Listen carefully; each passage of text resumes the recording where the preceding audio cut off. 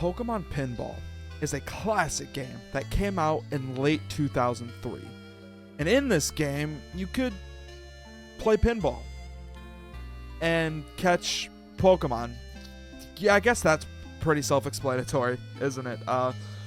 Anyways, in this game, you could catch and evolve a bunch of Pokemon from Ruby and Sapphire. But really, are those Pokemon good? Like, could you beat Pokemon Emerald with the Pokemon you catch? Well, that's what I set out to answer.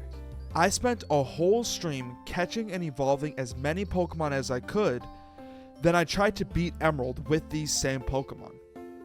For the sake of simplicity, here are the Pokemon that I caught.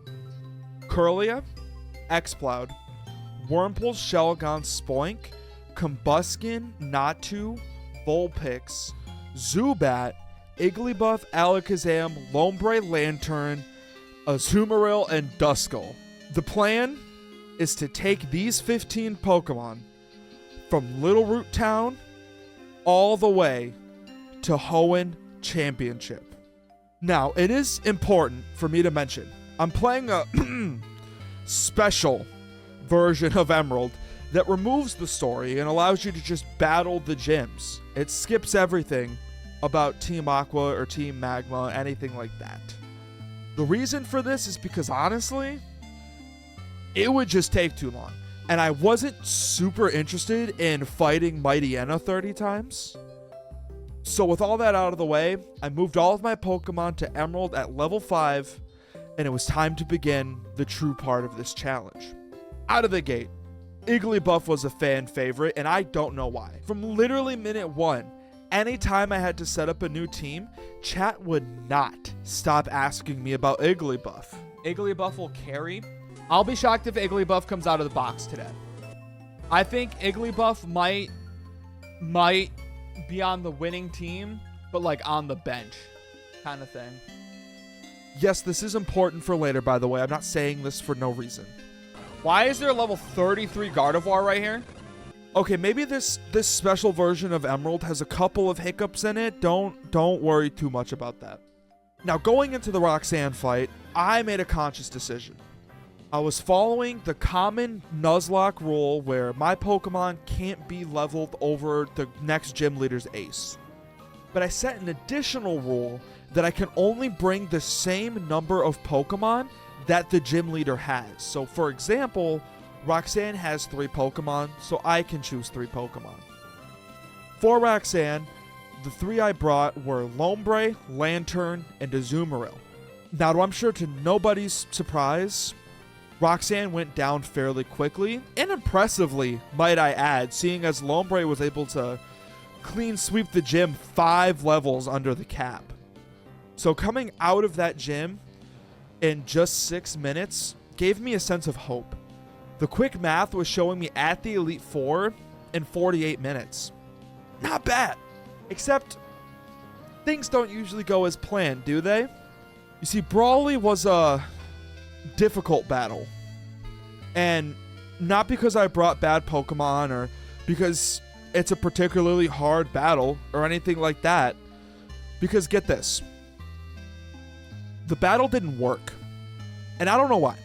I tried everything I could to get the Brawly fight to work, but for some reason it just didn't.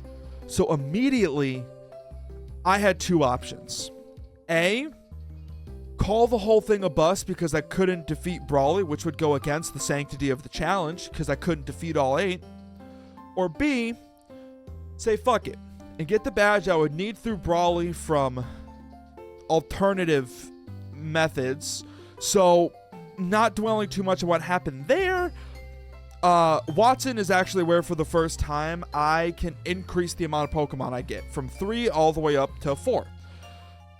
But I didn't see that at first and was so confident with the 3 hitters I chose, those 3 of course being Exploud, Combuskin, and Shelgon, that I figured now would be a good time for Igglybuff to try on her Kazooie roleplay and sit in the backpack.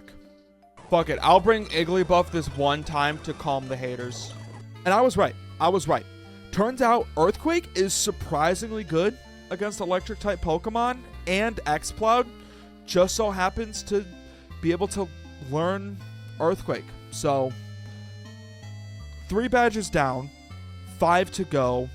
Pretty easy so far. Now at this point, I was pretty confident, even going so far as to say this. Hopefully this starts like snowballing in difficulty, or else this is going to get very boring very quickly. But I might have like the perfect amount of variance for this to be super easy. And honestly, at this point, it was looking good. I mean, I was going into every gym with positive matchups, and Flannery was realistically no different. I mean, just look at how Azumarill handles the whole battle. Of course, it would be against my own dad that I would take my first whiteout. I mean, he has a slacking. Like, what do you want from me? Okay? Now, I won't lie. This fight did take a little bit of trial and error. I ended up racking up 4 whiteouts. That was until I remembered that I have Combuskin, the fire and fighting type Pokemon. And that paired really well with Alakazam's cool new move, Protect, which made it pretty easy to pick up a victory against Dad. The next gym on the list is obviously Winona from Fortree City. Going into it, I thought it would be a cakewalk. I mean, I had Lantern, Curlia, Alakazam, and Exploud. This should be pretty easy. Except, Oh, I can't use Alakazam now. I can't use Exploud either. What am I doing? I'm throwing. so I had to make some substitutions, bringing in Shelgon, and because I was already so confident, Wurmple. Now, obviously, because I was bringing new teammates in, they needed some new moves. And thankfully, I just so happened to have access to every TM in the game. So I guess all I have to do now is look up which TMs everyone can learn and... Wurmple Gen 3 TM list. Oh.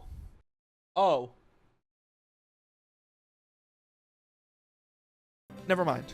So, I'm sure it goes without saying that the first attempt at Winona did not go well with Wurmple. So I brought in Duskull and got to work. Now, Duskull was sadly not enough to make the plan work, so I also noticed that Winona has 5 Pokemon and I was only bringing 4. So I swapped Wurmple for Lombre and brought Combuskin along for the ride. Damn. Still on Winona? Look, man. I got close. And I mean, in my defense, it was close. So close, in fact, that on the very next attempt, this happened.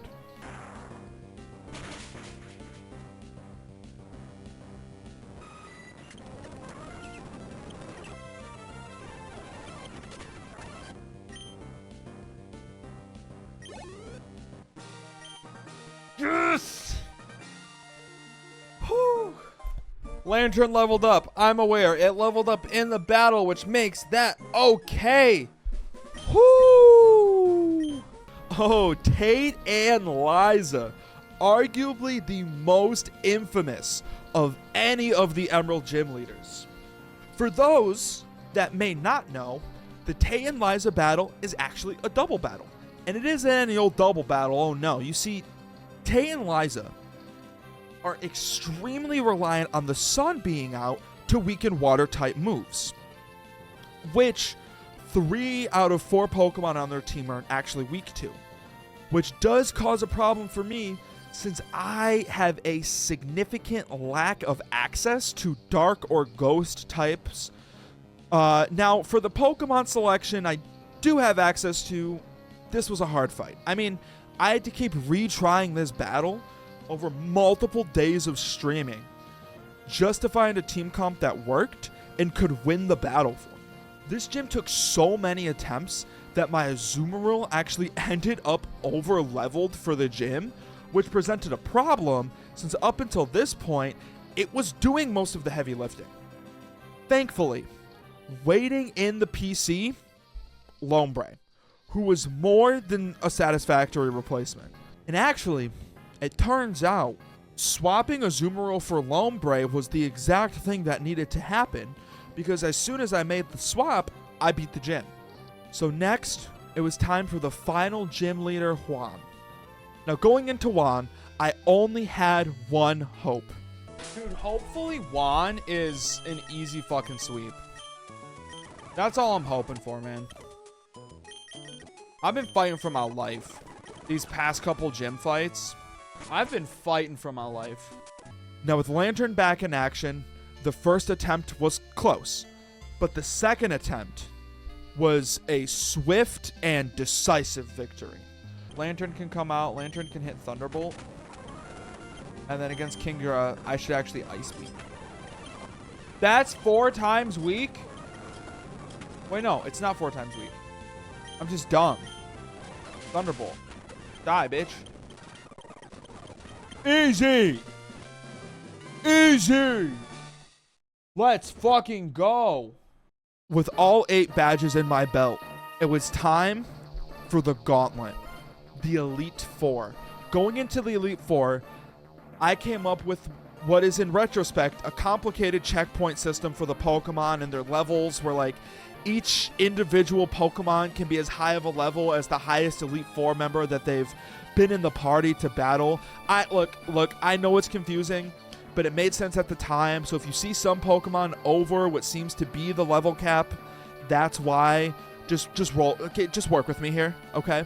I digress. The first team I attempted was comprised of what I would think are my big 6. The Sinister 6, we call them. Lombre, Lantern, Shelgon, Duskull, Combuskin, Alakazam. So with all of them trained to level 49 and movesets set up, it was time to take on Sydney. Now, Lombre went out first and went down pretty quickly to Mightyena, so I brought in Combuskin. Combuskin, turns out, is actually a really good choice for Sydney, since Shiftry has Swagger, so one of those, and all of a sudden, a fighting type Combuskin has +3 attack and a stab super effective move. So naturally, Combuskin swept Sydney and allowed me to move on to Phoebe. Phoebe, with her ghost type Pokemon, did cause a little bit of trouble for me. Lantern was able to take out the first Dusclops and only losing Combuskin. But between the second Dusclops and Banette, the battle was over before I knew it. Going into attempt 2, I swapped out Lombre for Igglybuff. Of all Pokemon, thinking Igglybuff will be good for Phoebe, but attempt 2 didn't even get past Sydney, so that didn't matter, now did it? Attempt 3 didn't prove much better than attempt 2. Now eventually I was able to get back to Phoebe, except Lantern was over the level cap and I could not use them for the Phoebe battle, which was ultimately my demise. I ended the day with 30 whiteouts and low morale, but I was determined to not let a poor set of runs today affect my tomorrow. And I went in with a fresh mindset. The first attempt of this new day went well. I got to Phoebe with only Combuskin fainting in the Sydney fight, so again, it was time to battle Phoebe. Now this attempt did get close to winning, but still no dice. And before I knew it, I was in the same situation with Combuskin that I was in with Lantern back in the Tate and Liza fight. It was taking me so many tries for Phoebe that Combuskin is over the level cap and I lost the fight. I could no longer use my key Pokemon in beating Sydney. Now, at the end of this battle, Combuskin and Exploud were now over leveled. And from further attempts, Shelgon and Lantern were too, making my 4 best Pokemon completely unusable unless I could beat Phoebe. With the options I had left, the hill I needed to climb just became too steep. Attempt after attempt came to pass and all I could do was wipe on Sydney. So then it came time to reflect. Should I have staggered my best Pokemon so I didn't throw them all in at once? Maybe. Should I have actually used all of the vitamins sitting in my bag to make the Pokemon I had better? Probably. Should I have evolved Duskull and Kirlia way back in Pokemon Pinball instead of catching professional bench riders like Wurmple and Igglybuff? 100%, yeah. But not being able to change any of those things in the moment, it was time to face the facts. Can I beat Emerald with Pokemon caught in Pinball? No. Could someone that's better at Pinball, or hell, even better at Pokemon do it? Probably. Thank you so much for watching. If you made it this far, make sure to subscribe.